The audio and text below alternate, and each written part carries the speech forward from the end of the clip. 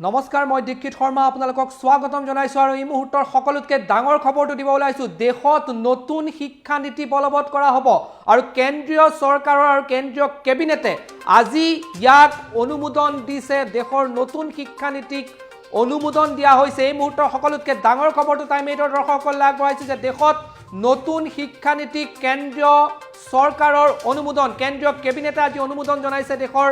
নতুন শিক্ষা নীতি তাৰ লগতে মানৱ সম্পদ উন্নয়ন যি মন্ত্ৰালয় আছে যাক ministry of human resource development বুলি কোৱা যায় সেই মন্ত্ৰালয়ৰ নাম সলনি কৰি শিক্ষা মন্ত্ৰালয় হিচাপে যি প্ৰস্তাৱ আছিল সেই প্ৰস্তাৱকো কেন্দ্ৰীয় কেবিনেটে অনুমোদন জনাইছে আৰু প্ৰধানমন্ত্ৰীৰ অধ্যক্ষতাত আজি কেন্দ্ৰীয় কেবিনেটৰ বৈঠক অনুষ্ঠিত হৈছিল দিল্লীত আৰু তাতে গুৰুত্বপূৰ্ণ সিদ্ধান্তটো গ্ৰহণ কৰা হৈছে আৰু দেশত নতুন শিক্ষা নীতি বলবৎ কৰাৰ সিদ্ধান্ত গ্ৰহণ কৰা হৈছে কেবিনেটে ইয়াক অনুমোদন জনাইছে দেশৰ নতুন শিক্ষা নীতি কি হ'ব তাক লৈ আজি বিয়লি 4 বজাত কেন্দ্ৰীয় চৰকাৰৰ সংবাদ মেল আছে এই সন্দৰ্ভত গোটেই কথাখিনি পুংখানুপুংখভাৱে স্পষ্টভাৱে দেশবাসীৰ আগত ৰখা হ'ব আৰু এই মুহূৰ্তৰ সকলোতকৈ ডাঙৰ খবৰটো আমি টাইম 8ৰ দৰ্শকসকলক পুনৰবাৰ আগবঢ়াই ওলাইছোঁ যে আজি কেন্দ্ৰীয় কেবিনেটে দেশৰ নতুন শিক্ষা নীতিক অনুমোদন জনাইছে তাৰ লগতে মিনিষ্ট্ৰি অফ হিউমেন ৰিসোৰ্স ডেভেলপমেন্টৰ নাম সলনি কৰিও শিক্ষা মন্ত্ৰালয় কৰাৰ যি প্ৰস্তাৱ আছিল তাক অনুমোদন বৰ্তমান জনোৱা হৈছে আমি আমাৰ দৰ্শকসকলক জনাব বিচাৰোঁ যে 2019 চনত যেতিয়া লোকসভাৰ সাধাৰণ নিৰ্বাচন হৈছিল এক বছৰ আগতে তাৰ পাছতেই কেন্দ্ৰীয় চৰকাৰৰ ফালৰ পৰা এক প্ৰস্তাৱ ৰখা হৈছিল আৰু দেশৰ নতুন শিক্ষা নীতিৰ যি খচৰা আছে সেই খচৰা কে কস্তুৰী ৰংগন কমিটিয়ে কেন্দ্ৰীয় চৰকাৰৰ আগত দিছিল আৰু এই প্ৰস্তাৱ যি আছিল এই প্ৰস্তাৱত কেইবাটাও গুৰুত্বপূৰ্ণ প্ৰস্তাৱ আছিল যে স্নাতক পৰ্যায়ৰ যি শিক্ষা আছে যি বৰ্তমান 3টা বৰ্ষত চাগে চলি আছে স্নাতক পৰ্যায়ৰ শিক্ষা 4টা বছৰৰ কৰাৰ বাবে এই গ্ৰেজুৱেচন লেভেল 4 ইয়াৰ্ছ কৰাৰ বাবে এটা প্ৰস্তাৱ তাত ৰখা হৈছিল আৰু তাৰ লগতে একেবাৰে শিশু শ্ৰেণীৰ পৰা আৰম্ভ কৰি মাষ্টাৰ্ছলৈকে অৰ্থাৎ স্নাতকোত্তৰ ডিগ্ৰীলৈকে সম্পূৰ্ণ শিক্ষা ব্যৱস্থাক এটা বেলেগ ৰূপ দিয়াৰ প্ৰস্তাৱ আছিল য'ত ব্যৱহাৰিক শিক্ষাৰ যি আছে সেই ব্যৱহাৰিক শিক্ষাও তাক মূল কোৰ্সৰ মূল কাৰিকুলামৰ অংশ হিচাপে লোৱাৰ প্ৰস্তাৱ দিয়া আছিলে স্নাতক পৰ্যায়ৰ যি শিক্ষা আছে সেই শিক্ষা 4 বছৰ কৰাৰ তাৰ প্ৰস্তাৱ আছিলে যি কে কস্তুৰী ৰংগন কমিটিয়ে যি প্ৰস্তাৱ বিগত বৰ্ষৰ জুলাই মাহত কেন্দ্ৰীয় চৰকাৰৰ আগত হাতত দাখিল কৰিছিলে আৰু তাৰ পাছতেই এই গোটেই বিষয়ৰ ওপৰত পুংখানুপুংখভাৱে আলোচনা চলি আছিলে বিভিন্ন প্ৰশ্নও তাৰ মাজত উত্থাপন হৈছিলে কিন্তু প্ৰকৃততে কেন্দ্ৰীয় কেবিনেটে আজি কেনেধৰণৰ শিক্ষানীতিক বলবৎ কৰাৰ বাবে নিজৰ অনুমতি প্ৰদান কৰিলে সেই সন্দৰ্ভত এতিয়ালৈকে সবিশেষ তথ্য দিয়া হোৱা নাই আজি বিয়লি 4 বজাত কেন্দ্ৰীয় কেবিনেটৰ ফালৰ পৰা কেবিনেটৰ সিদ্ধান্তৰ সন্দৰ্ভত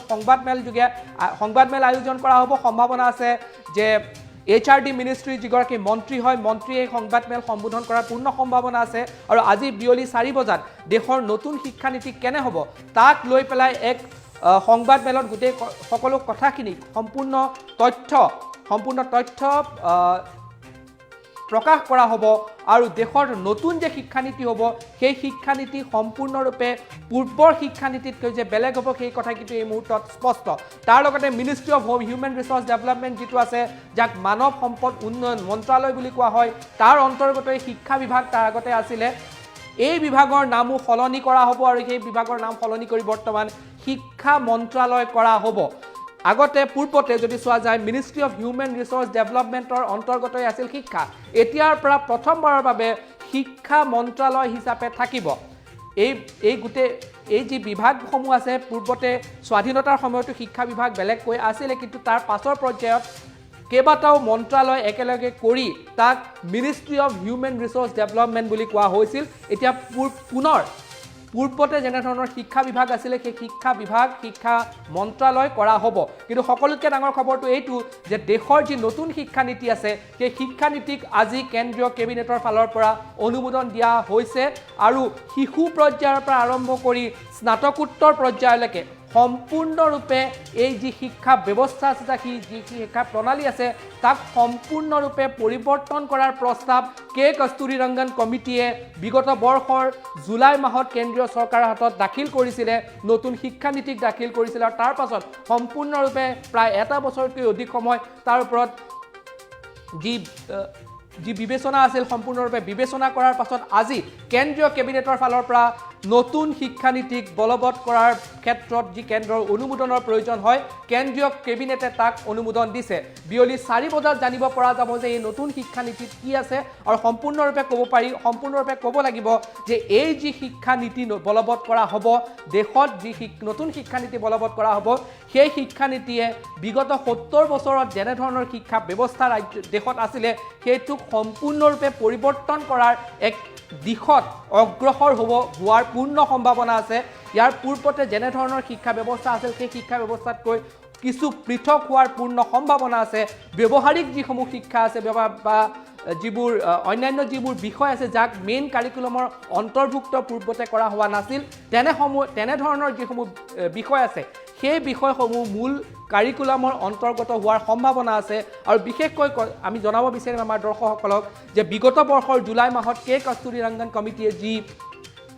প্ৰতিবেদন কেন্দ্ৰীয় চৰকাৰৰ হাতত দাখিল কৰিছিল শিক্ষানীতিক লৈ তাত প্ৰস্তাৱ আছিল যে স্নাতকোত্তৰ পৰ্যায়ৰ শিক্ষা 3 বছৰৰ ঠাইত 4 বছৰ কৰিব লাগে এনে ধৰণৰ তাত এটা প্ৰস্তাৱো আছিল আৰু কেইবাটাও প্ৰস্তাৱ আছিল একেবাৰে প্ৰাথমিক পৰ্যায়ৰ পৰা আৰম্ভ কৰি হাই স্কুল পৰ্যায়ৰ পৰা আৰম্ভ কৰি কলেজ পৰ্যায়ৰ পৰা আৰম্ভ কৰি স্নাতকোত্তৰ পৰ্যায়লৈকে সম্পূৰ্ণ সলনিৰ তাৰ প্ৰস্তাৱ আছিল আৰু এই গোটেই প্ৰস্তাৱসমূহৰ ওপৰত প্ৰায় এবছৰতকৈ অধিক সময় আজি বিবেচনা কৰাৰ পাছত সম্পূৰ্ণৰূপে পৰ্যালোচনা কৰাৰ পাছত আজি কেন্দ্ৰীয় কেবিনেটে নতুন শিক্ষানীতিক বৰ্তমান অনুমোদন জনাইছে আৰু বিয়লি 4 বজাত সংবাদমেল আয়োজন কৰি এই গোটেই প্ৰসংগত কেনেধৰণৰ শিক্ষানীতি গ্ৰহণ কৰা হৈছে সবিস্তাৰে চৰকাৰৰ ফালৰ পৰা জনোৱা হ'ব তাৰ লগতে আৰু এটা গুৰুত্বপূৰ্ণ সিদ্ধান্ত কেন্দ্ৰীয় কেবিনেটে লৈছে যে ministry of human resource development যাক মানৱ সম্পদ উন্নয়ন মন্ত্ৰালয় বুলি কোৱা যায় সেই মন্ত্ৰালয়ৰ নামো সলনি কৰি শিক্ষা মন্ত্ৰালয় কৰা হ'ব এইটুকু আজি কেন্দ্ৰীয় কেবিনেটে অনুমোদন জনাইছে